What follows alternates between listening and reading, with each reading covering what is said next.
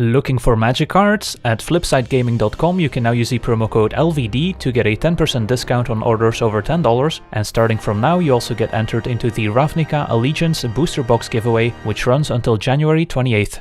Hello and welcome to another Magic Arena gameplay video. Today we're taking a look at a Mardu colored Demons deck featuring Rakdos, the showstopper himself. 6 mana for a 6/6 flying creature with trample, and when Rakdos enters the battlefield, flip a coin for each creature that isn't a demon, a devil or imp, and then destroy each creature whose coin comes up tails. So Rakdos is one of our build around cards, so all the creatures in our deck will be demons, so they don't die to Rakdos' ability. And we're kind of a more mid-rangey, more controlling deck, using our demons as win conditions, so we'll see lots of cheap removal in the early game to make sure we can survive so we can get to the late game and cast our sweet demons. So let's take a look at our entire list, starting with our 2-drops, where we have 2 copies of Cast Down, destroying target non-legendary creature at instant speed for 2 mana. We've got 3 copies of Lava Coil, dealing 4 damage at sorcery speed and also exiling the creature, so shines against cards like Rekindling Phoenix. We've got the full 4 copies of Treasure Map as one of our card draw engines, can give us a bit of card selection early with the Scry 1, and then flips into Treasure Cove alongside 3 treasures, so can also help us ramp into our more expensive demons if we want to, otherwise we can keep the treasures to sacrifice to Treasure Cove to draw cards. Then at 3 mana we've got the full 4 copies of Deafening Clarion, which is the main reason why we're dipping into white, giving us access to the 3 damage sweeper effect, and can also give all our creatures a lifelink until end of turn, which is very valuable against any aggressive deck, especially burn decks, since giving our big demons a lifelink can make it so we can gain a huge chunk of life to make sure we get out of burn range, and all our demons have at least 4 toughness, so they survive the 3 damage dealt by Clarion.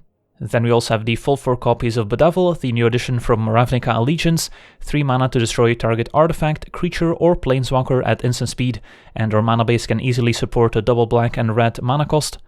And finally we also have a 1-off copy of Cry of the Carnarium, 3 mana to give all creatures -2/-2 until end of turn, and also exiles all creatures that were put in the graveyard or destroyed by Cry of the Carnarium this way, so also useful against any afterlife shenanigans or sticky creatures, and is kind of our 5th sweeper effect alongside Deafening Clarion.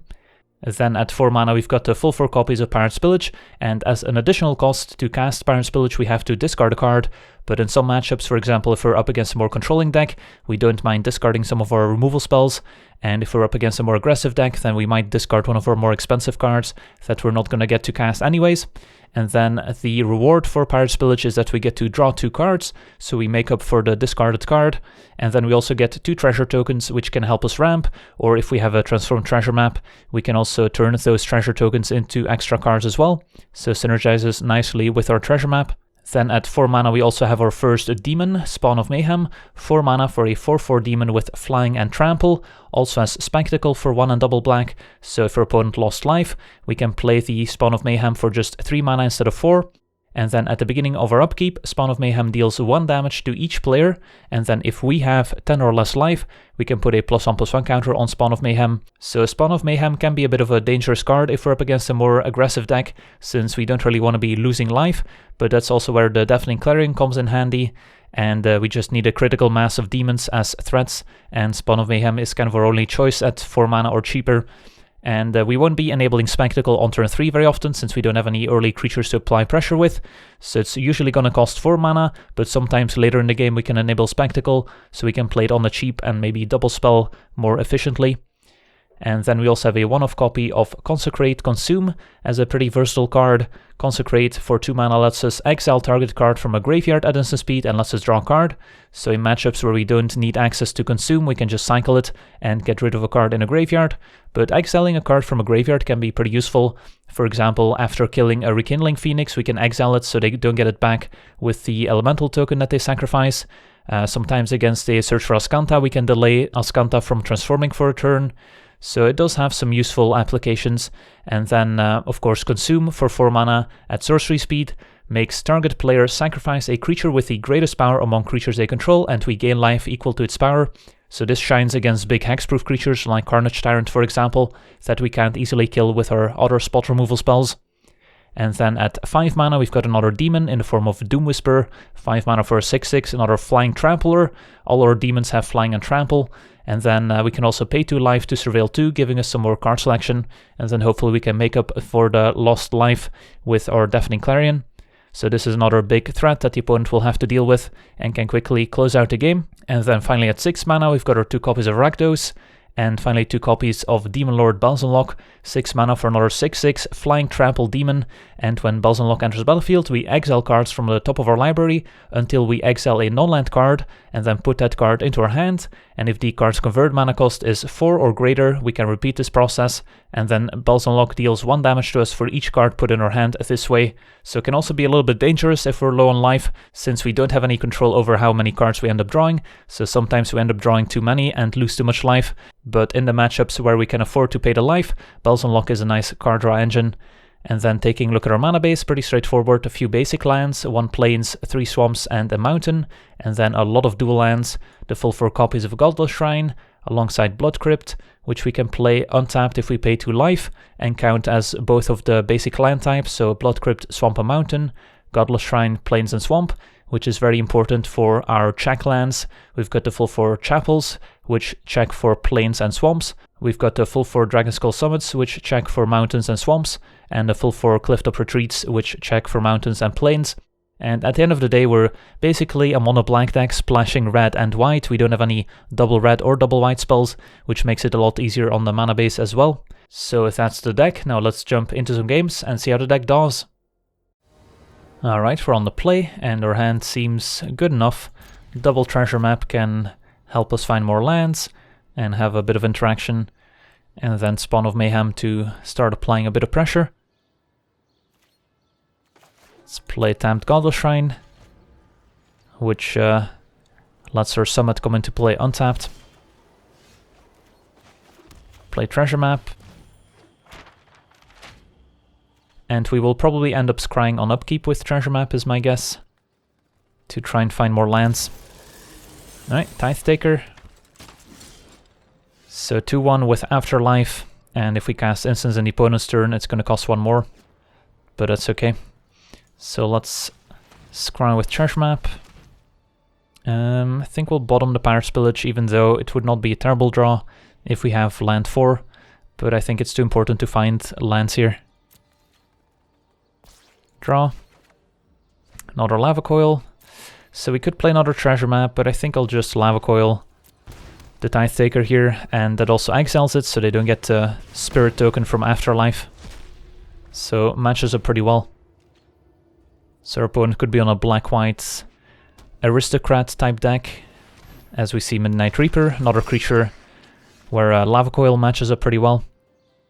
Alright, did not draw the land sadly. So we'll probably end up using Lava Coil and scrying with Treasure Map once again. But then once we do find land 4, Pirate's Pillage is pretty nice in combination with Treasure Map. Alright, Enforcer, 2 mana 1/2, that's fine. Can take a bit of damage from that since it only hits for 1. Scry with Treasure Map and bottom the Bedevil. And now I guess we'll scry on upkeep again. Try and find a land, there we go. Flip Treasure Map. Draw. And we could just run out Spawn of Mayhem here for 4 mana by sacking a treasure. Don't hate it. Make them use a removal spell here. Would be a little bit unfortunate if they have something like a Playcrafter, making a sacrifice. We'll definitely take 1. Alright, there's a Playcrafter, that's too bad.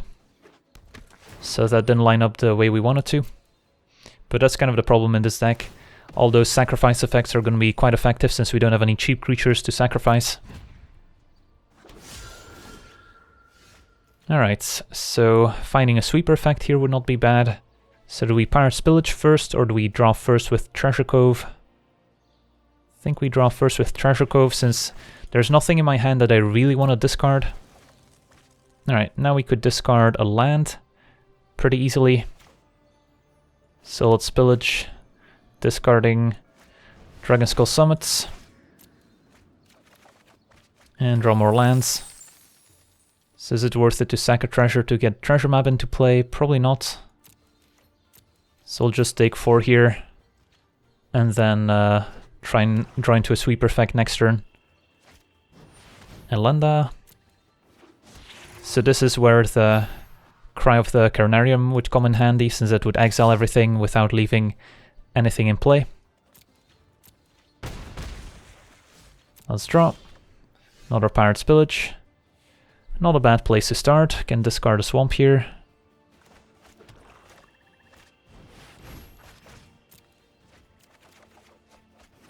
No, I did not mean to tap the Treasure Cove here.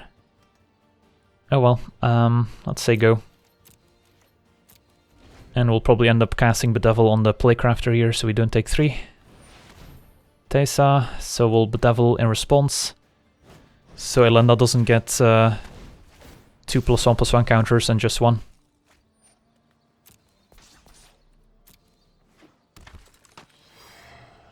Could have also used Bedevil on Teysa, since she doesn't die to our 3 damage Clarion, or the Cry of the Carnarium, but that's okay.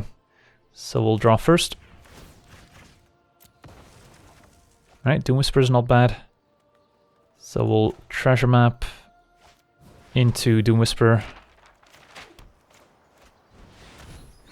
And hope they don't have another removal spell here.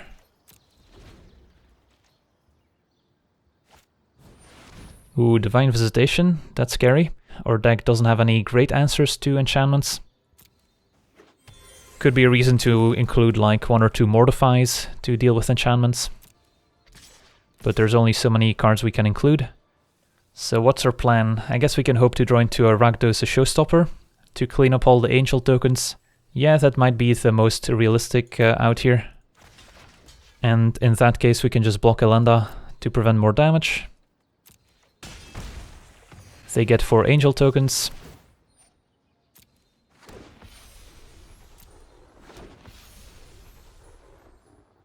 And then on our upkeep, we can scry with Treasure Map. Deafening Clarion doesn't do enough. If we had a second Clarion, we could clean up this mess, but then we would also kill the Doom Whisper, which isn't great. So I think we're still digging for Rakdos here. So let's surveil. Alright, well, there's Rakdos. Do we want to keep a Bedevil afterwards? I mean, we'll probably have to deal with some additional Angel tokens since we won't be killing all of them. So, sure. Draw. Go to our main phase. Draw with Treasure Cove. And flip some coins with Rakdos here. And hope for the best.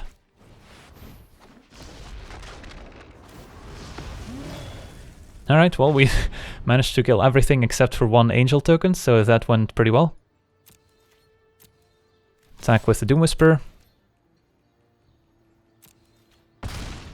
And we've got Rakdos to block the Angel token. So we got pretty lucky with our Rakdos, not our Teysa, that's fine.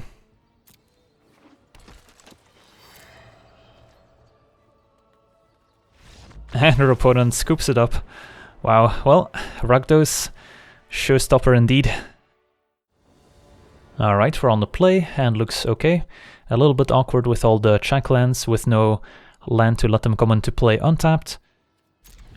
But there's a chance we draw into one of them, and even if we play 1 turn behind, this hand's okay, thanks to Lava Coil.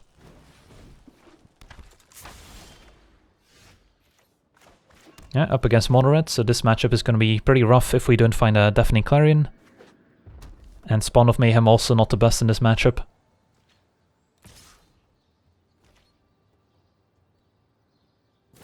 Alright, opponent with Shock plus something else here. Wizard's Lining to enable the Lava Runner, so we're already down to 13. Not where we want to be. So let's just Lava Coil the Lava Runner. Play another land here. And then next turn we can maybe Treasure Map plus Scry, or we can Cast Down. Alright, another Shock to the face, maybe to enable one of the Spectacle cards, but no. Alright, there's a Deafening Clarion, that's great. So let's Treasure Map. Can Scry, sadly did not get to play our Demon on 4. So we'll have to wait 2 more turns before we get to connect with a demon that has lifelink, which might be too late here, but we'll see. Bottom the swamp, I think, at this point. And just take a draw step since we want to play our demon. They could spend 2 removal spells to kill the demon, or they could have a lava coil stuck in their hand that they weren't able to use yet, which would also make sense. So our opponent may not have been drawing too well, maybe flooding out a bit. It could definitely be the case. Alright, it's going to be a Banefire for 4, killing the demon.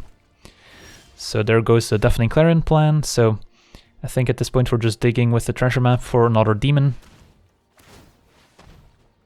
Pirate Spillage is not bad.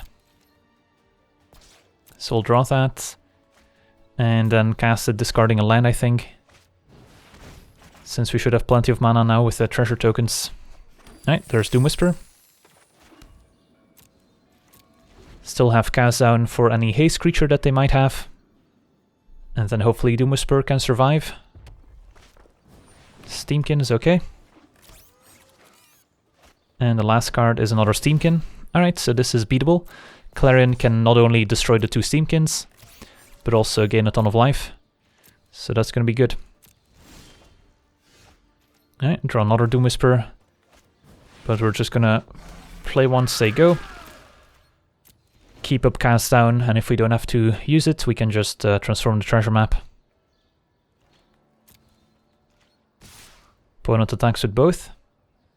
Yeah, I'm still gonna block here. On the largest one. They could have drawn a 3 damage burn spell, which can finish off the Doom Whisper, in which case we want to block the smaller one. Yeah, I guess I can buy that too. And then we can always just cast down the 2/2, but I think we let this happen. Alright, down to 9. And our opponent says go. Bottom the swamp. Untap. I mean, we could be patient and play another Doom Whisper before pulling the trigger on Deafening Clarion. I don't think that's too greedy since they only have 1 card to work with here. So I think that's what we'll do. And gaining 12 is a lot better than just gaining 6, since gaining 6 might not necessarily be enough. So let's get in there. Play another Doom Whisper. And we'll keep Treasure Cove at the ready here in case we want to draw some cards. And pass a turn. And then hopefully Deafening Clarion will be the nail in the coffin. So your opponent definitely flooded out here, so they didn't have the best of draws. Steamkin still gets in there. We'll block. Could have used cast down too. That's too bad. Sack a token here. But that's not gonna change anything, so we'll let that happen. Yeah, probably should have just used the cast down there, and then keep our Doom Whisper for sure. But still a 2-for-1 in our favor. So let's draw. Bedevil. So we'll probably Clarion right now, just in case they draw into another Banefire and kill our Doom Whisper here. And that should put the game out of reach.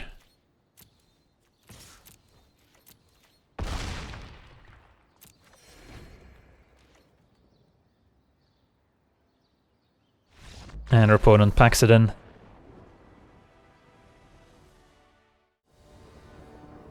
Alright, we're on the draw. Don't think we can keep a 1-lander, sadly. Alright, I mean, this hand's not great. Need red mana, but this could work out if we find red mana and if our opponent's on a creature deck and these 2 red removal spells are good. Godless Shrine's tempting, but probably too important that we find red mana specifically. Turn 1 Temple Garden, alright. I mean, if they're on a tokens deck, then Deafening Clarion's gonna be pretty key.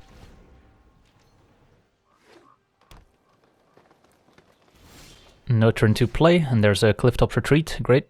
And I think we will show them the Clifftop Retreat, since next turn we could draw into a shock land that we want to play tapped, but still want access to Lava Coil. Alright, Gift of Paradise, so I guess our opponent's on Turbo Fog after all.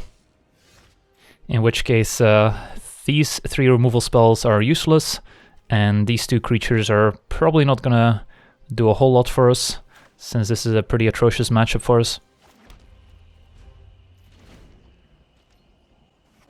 As long as our opponent has a functional hand, we're gonna end up losing here. Could hope to draw into a Bedevil to destroy Teferi here, but that's about it. Do we play a Spawn of Mayhem to attack Teferi, or do we play a Treasure Map to hope to scry into a Bedevil? Guess we'll go with Spawn of Mayhem here, but don't have high hopes.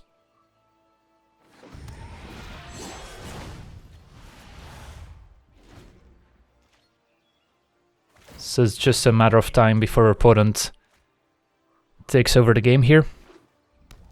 Turn 4 Teferi is extra painful, of course, after a Gift of Paradise. So your opponent could already cast a Nexus of Fate, if they have one. And looks like they do. So they get to take an extra turn. And with the addition of Wilderness Reclamation, the deck probably got even more oppressive. So our opponent with Nexus of Fate and Anticipate. They will probably be able to ultimate Teferi before we get to take an extra draw step here. Keep up the pace.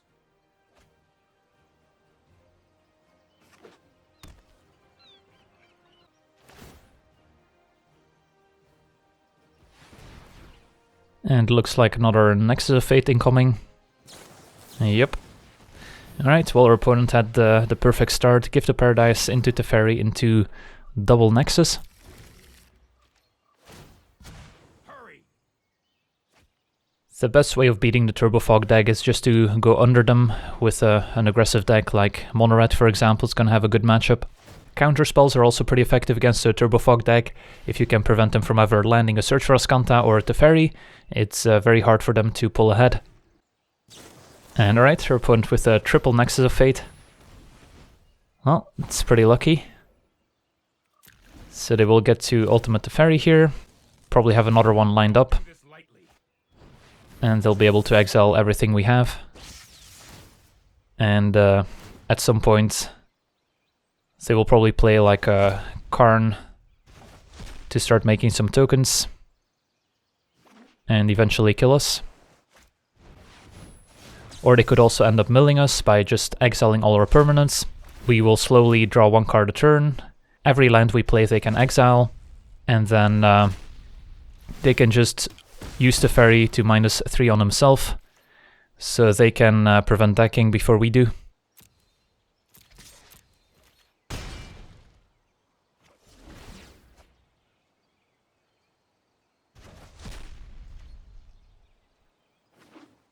And that should be the game. Alright, there's Karn.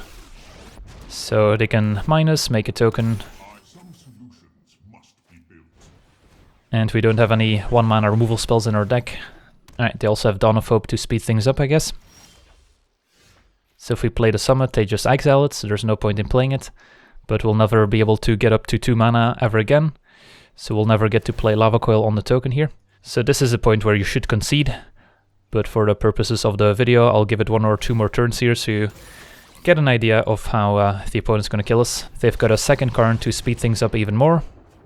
So now the Karn struck's already 3/3s, next turn there'll be 4/4s.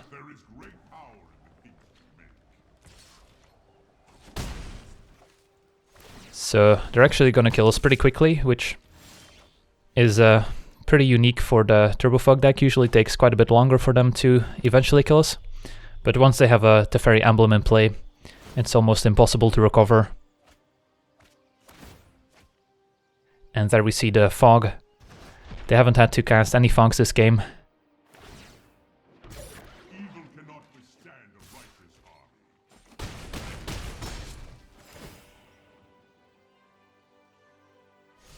Alright. And next turn we will be dead to the Construct tokens. Dawn of Hope is not a card you see very often in these decks. It's usually just Karn and Teferi as win conditions. Alright, GG's. Did not see any Wilderness Reclamations from the opponents, but I'm sure they're in there.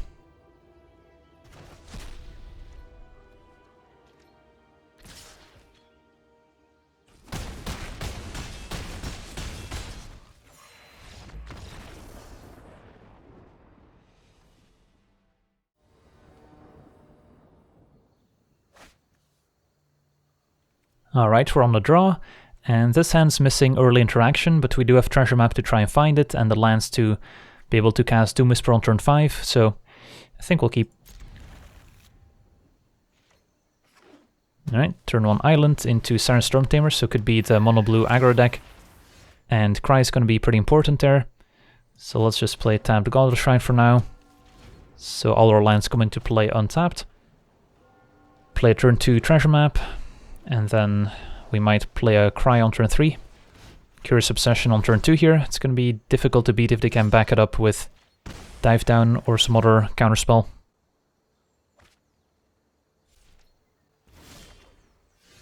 Alright, let's play Treasure Map. Might get Spell Pierced. So your opponent's considering the Spell Pierce, they decide to pull the trigger. Alright, hopefully they don't have an answer to Cry. Another Curious Obsession, of course, would put it out of range.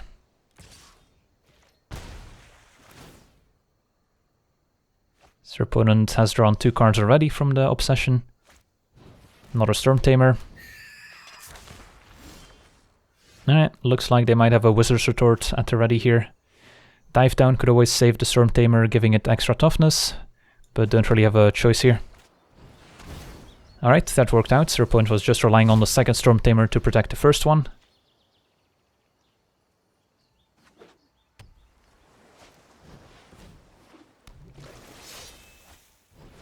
And 2 more creatures. Alright, let's Pirate's Pillage here. Probably discarding another Pirate's Pillage.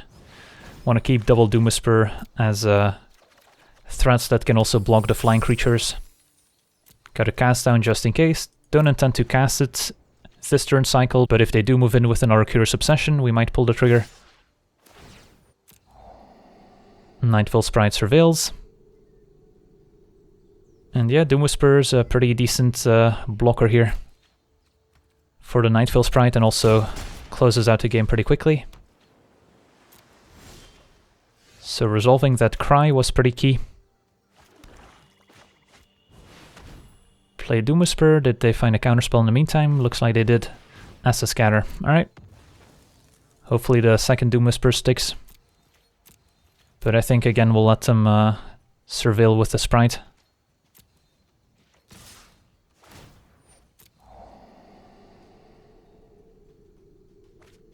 Puts a land in the graveyard.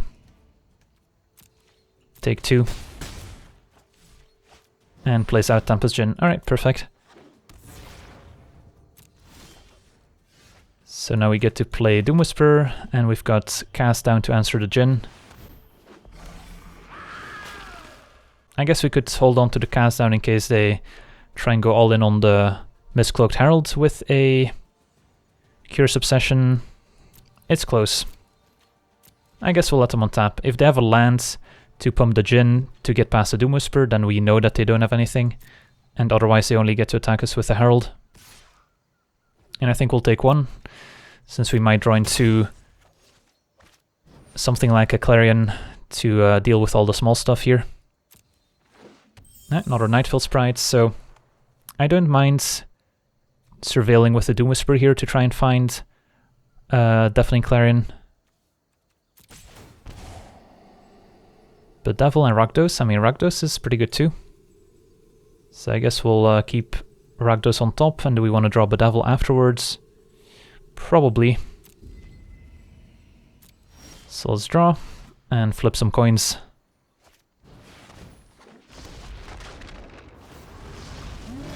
Alright, just got rid of the Mistcloaked Herald, but that's arguably the most important one we had to deal with. So don't hate our spots. I think we'll attack with Doom Whisper. If our opponent wants to double block to try and kill it. We can cast down. Opponent just takes it. And we'll say go. And again, as long as they only have 5 islands in play, there's no real need to cast down the Djinn. Opponent's gonna go digging with the Nightfall sprites.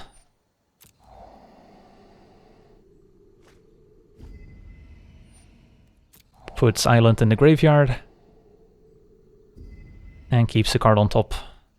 So what card would they keep on top in this spot? Not sure.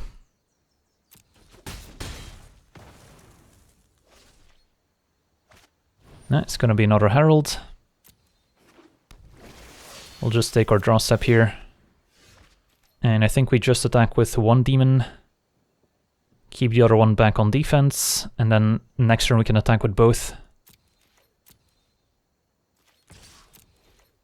And then we'll just keep up 2 removal spells. And I guess we can also play a treasure map. Seems fine.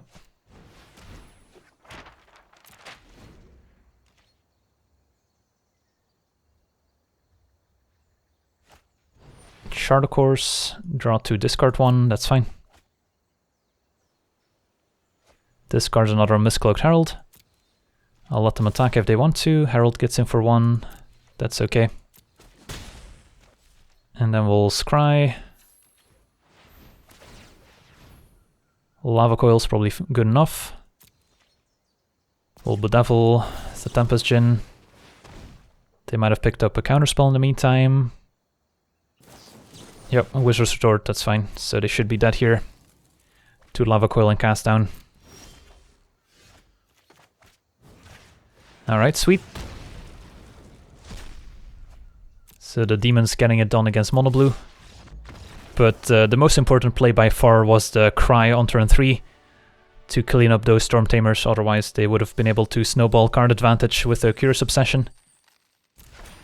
Alright, so that's gonna do it for today's gameplay. Wanna thank you for watching, I hope you enjoyed, and as always, have a nice day.